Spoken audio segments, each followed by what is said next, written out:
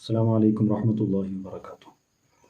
ഒരാളുടെ ജീവിതത്തിലെ ഏറ്റവും വലിയ സമ്പാദ്യം എന്ന് പറയുന്നത് അവന് എല്ലാ കാലത്തേക്കും ഉപകരിക്കുന്ന സമ്പാദ്യമാണ്.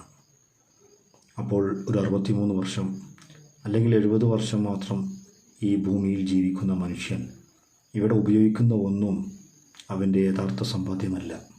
മറിച്ച് ഈ ലോകത്തും അവന് നാളെ മരിച്ചു കഴിഞ്ഞാൽ പരലോകത്തും ഉപകരിക്കുന്നതെന്തോ അതാണ് അവൻ്റെ ഏറ്റവും വലിയ സമ്പാദ്യം.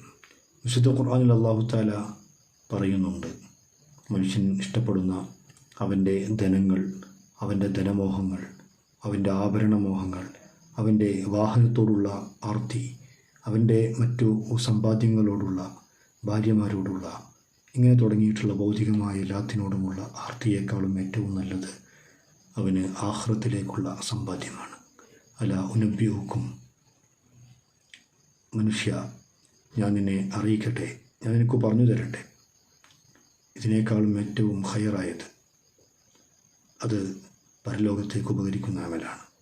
അത് ഏതാണെന്ന് നമുക്കടുത്ത സംസാരത്തിൽ പറയാം.